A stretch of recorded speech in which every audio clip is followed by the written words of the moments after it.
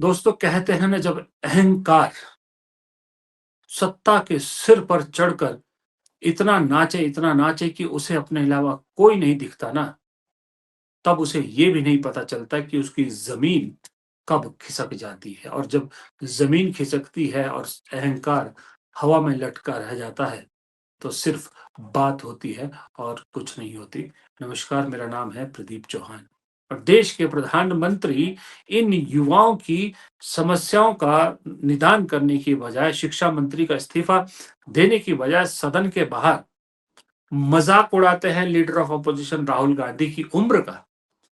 56 साल का युवा, सो कॉल्ड युवा कह के उनको मजाक उड़ाते हैं। लेकिन मोदी जी ये भूल भूल कर चुके या भूल करते हैं कि राहुल गांधी ने कभी भी अपनी उम्र नहीं छुपाई। उम्र उन्होंने जो कहा सही कहा।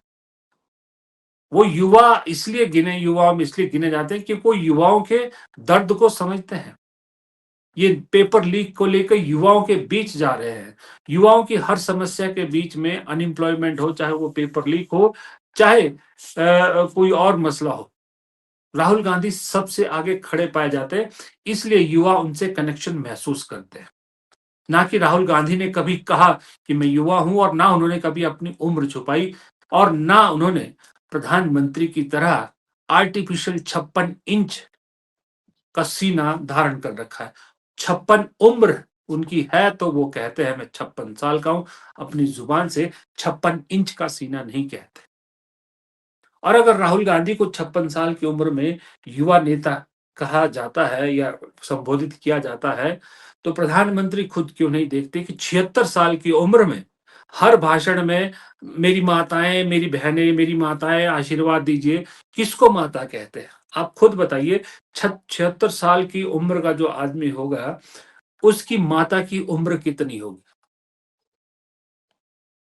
दूसरी तरफ आज एक और कोशिश की गई हो, आपने नोटिस किया होगा कि एक वीडियो सुबह से आईटी सेल ने, बीजेपी के आईटी सेल ने सोशल मीडिया पे बड़ा चलाने की कोशिश की कि जिसके पीछे चीजें छुप जाए। वो था राहुल गांधी का कोई वीडियो किसी बच्चों के साथ, किसी फैमिली के साथ, कहा कि राहुल गांधी का परिवार है। झूठा वीडियो, मतलब वीडियो में चीज सच्चाई हो सकती है, लेकिन राहुल गांधी की फैमिली कह के चलाया गया। आप सोचिए, उनकी टीम इस तरह के झूठे वीडियो, झूठी इंफॉर्मेशन लोगों के बीच फैलाती है। प्रधानमंत्री उम्र को लेकर मजाक उड़ाते हैं। कभी आपने राहुल गांधी या जो कांग्रेस की बड़ी लीडरशिप है, कभी मोदी जी पर पर्सनल कमेंट आपने सुने? एक बार पवन खेड़ा ने कह दिया था तो उन पर याद है ना क्या कानूनी कार्रवाई हुई थी। कभी प्रधानमंत्री के निजी जिंदगी को लेकर राहुल गांधी, प्रियंका गांधी या सोनिया गांधी या मल्लिकार्जुन खड़गे ने कभी कुछ कहा? कभी नहीं कहा। प्रधानमंत्री के जो टेलीप्रॉम्प्टर के बिना एक लाइन नहीं बोल सकते, उनको लेके कभी मेरा कहने का मतलब है, कभी राहुल गांधी, प्रियंका गांधी ने या कांग्रेस की सीनियर लीडरशिप ने अपनी मर्यादा की सीमा नहीं लांघी, कभी पर्सनल कमेंट नहीं की। लेकिन देश का प्रधानमंत्री सदन के बाहर खड़े होके, वो भी पढ़ के, लीडर ऑफ अपोजिशन की उम्र को लेके तंज कसता है। बड़े शर्म की बात है। और वो लीडर ऑफ अपोजिशन कोई पहली बार का सांसद नहीं, 5वीं बार का सांसद है। और उसको लेके इस तरह का मजाक, तंज, और खुद डर के मारे 56 इंच के सीने वाले 56 मिनट के लिए पार्लियामेंट में रहे, और 56 मिनट के बाद 9-2-11 हो गए, क्योंकि डर गए थे कि गेट बंद करने के बावजूद भी कहीं ये युवा अंदर ना पहुंच पाए। क्योंकि अंदर जो मल्लिकार्जुन खड़गे जैसे लोग थे, या दूसरे जो सीनियर लीडर है, विपक्ष के नेता है, वो उन छात्रों की आवाज अंदर बुलंद कर रहे थे, और छात्र खुद बाहर अपनी आवाज बुलंद कर रहे थे। भाई, आपको एग्जामिनेशन कंडक्ट करने को नहीं आता तो आप छोड़ो, दूसरे और किसी को दो। तो ये सरकार आज स्टूडेंट्स पे जो लाठीचार्ज की, नौजवान बच्चों पे जो किए, ये डेमोक्रेसी पे हल्ला है। और जो लोग अपने बात रखने के लिए दिल्ली आते हैं, उनके ऊपर ऐसी लाठीचार्ज अगर होती है और उनको अगर ऐसा डराया जाता है तो ये डेमोक्रेसी नहीं है। और सरकार इसके बारे में सोचने के लिए हम 10 बार बोले, लेकिन वो सरकार सोच रही नहीं, उल्टा बच्चों को, नौजवानों को तंग कर रही। एक तरफ अनएम्प्लॉयमेंट चल रहा, दूसरे तरफ बच्चों के एग्जामिनेशन बर्बाद हो रहे। तो ये सत्ता में रहने के लायक नहीं है। सर बहुत आज जो इस देश ने देखा, मुझे ऐसा लगता है कि मोदी राज की एक्सपायरी डेट आ चुकी है और एक संपूर्ण क्रांति की शुरुआत आपने उसकी झलक देश की राजधानी दिल्ली में देखी। ये भारत में कब आपने देखा था कि नौजवान छात्र संसद में जो बैठे थे अंदर, उनसे सवाल पूछना चाहते थे जिन्हें चुन के भेजा था, और सरकार ने इतना डर दिखाया कि संसद के गेट बंद कर दिए गए, मेट्रो स्टेशन के गेट बंद कर दिए गए, नौजवान छात्रों पर टीयर गैस और लाठियां बरसाई गई। ऊपर से बरसात हो रही थी, उस बरसात ने भी और उन लाठियों ने, उन आंसू गैस ने भी उन नौजवानों का हौसला कम नहीं होने दिया।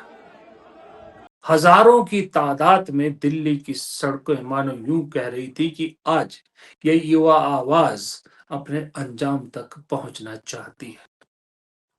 इसी में शायद क्रांति की खुशबू भी बहुत से लोगों को पाई। तो किस चीज की खुशबू आ रही है? आप लोग को नहीं आ रही है? मेरे आवाज मेरे कानों में जंतर मंतर से वंदे मातरम का गूंज उठ रही है। इनखिलाफ जिंदाबाद की आवाज मेरे कानों में आ रही है और हवा में क्रांति की खुशबू आ रही है। तो बहुत अच्छी बात है, रास्ता दिख रही है, डेमोक्रेसी जिंदा है, दिल धड़क रहा है। देखेंगे अब क्या होगा। It's ridiculous. हमारे ही बच्चे हैं, देश का भविष्य है, ये संसद उन्हीं का है, किसी की जागीर नहीं है। कुछ मतलब जेन्युइन समस्या है। हम सब, राहुल जी कितने समय से इस समस्या को रेज कर रहे हैं, इसके बारे में बात कर रहे हैं। हम सब कह रहे हैं डिस्कस करो, एजुकेशन पॉलिसी में प्रॉब्लम्स हैं, बड़े बड़े इश्यूज हैं, आप डिस्कस करने के लिए राजी नहीं है। और बच्चों पे आप टीयर गैस कर रहे हो और उनकी पिटाई कर रहे हो, किस लिए? बच्चे हैं हमारे। रेणुका चौधरी कांग्रेस की पुरानी नेता है, कई तरह की राजनीति उन्होंने देखी है, कई राज उन्होंने देखे हैं। और प्रियंका गांधी, माफ कीजिएगा, प्रियंका गांधी ने बिल्कुल सही कहा, इस देश के बच्चे कहां जाएंगे? अगर यहां सवाल नहीं पूछेंगे तो कहां जाएंगे? बहुत कोशिश की गई कि आज जो ये युवाओं का मार्च है, इसका जो वैल्यू है या इसको जो है नगण्य कर दिया जाए। सबसे पहले सोनम वांगचुक को एक दिन पहले उठाकर हॉस्पिटल में पहुंचा देना, और उसके बाद आज सुबह सोनम वांगचुक की पत्नी का यह बयान आना कि सोनम वांगचुक अनशन तोड़ने के लिए तैयार है अगर सरकार 3 जो मांगे उन्होंने दी थी, आपके सामने उनकी चिट्ठी है, स्क्रीन पे देख लीजिए, ये मान लेती है, जिसमें ना मोदी सरकार की कोई जिम्मेदारी दिख रही है, ना धर्मेंद्र प्रधान का, शिक्षा मंत्री का इस्तीफे का कहीं जिक्र है। तो बहुत से लोगों को, मेरे जैसे बहुत से लोगों को ठगा हुआ ऐसा महसूस हुआ कि जिस चीज के लिए इतना हल्ला मचा रहे थे सोनम वांगचुक, उसी से मुकर गए। उसके बाद सरकार ने तुरंत सीजेपी पार्टी के साथ एक चैनल खोला, संवाद का चैनल खोला, और उनके जो नेता हैं उनको बुलाया। पहले वर्बल बातचीत की किसने? जेपी नड्डा ने। जेपी नड्डा ना होम मिनिस्टर है, ना प्रधानमंत्री है, ना शिक्षा मंत्री है, और अध्यक्ष भी पूर्व है, हेल्थ मिनिस्टर हैं, लेकिन बातचीत उन्होंने शुरू की। उसके बाद कॉकरोच जनता पार्टी ने लिखित में भी मांगे दे दी, जिसमें धर्मेंद्र प्रधान के इस्तीफे का जिक्र जरूर है, लेकिन सरकार ने कोई आश्वासन नहीं दिया।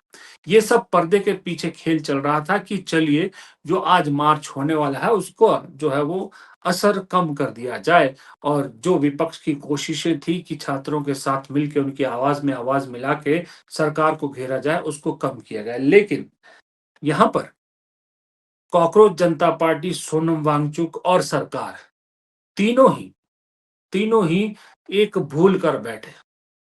उन्होंने इस देश के युवाओं को कमतर आंक लिया। आप पीठ पीछे जो मर्जी हिसाब किताब सरकार के साथ करते रहिए, लेकिन देश का युवा तो सड़क पर उतर चुका था। देश के युवा ने ठान लिया था कि आज तो दिखा के रहेंगे सत्ता में बैठे लोगों को कि युवाओं में क्या जज्बा है, और इस देश में, जिस देश में सबसे ज्यादा युवा है, वो तो कहानी कुछ और ही लिख सकते हैं। बांग्लादेश, नेपाल, श्रीलंका तो एक उदाहरण है। भारत उससे बड़ी चीज देख सकता है। इसलिए ना सोनम वांगचुक की चिट्ठी का असर हुआ, ना कॉकरोच जनता पार्टी के जो बातचीत हुई है उसका कोई असर हुआ। छात्र तो अपने गुस्से, अपनी जरूरत और अपने नाराजगी जताते हुए सड़क पर उतरे थे। और इसमें सिर्फ छात्र ही नहीं थे, बहुत से नेता भी थे, जिसमें डिंपल यादव बहुत प्रमुखता से दिखी। डिंपल यादव दिखे और कई नेता दिखे, मनीष सिसोदिया भी दिखे, भीम आर्मी वाले भी दिखे, चंद्रशेखर और कई लोग दिखे।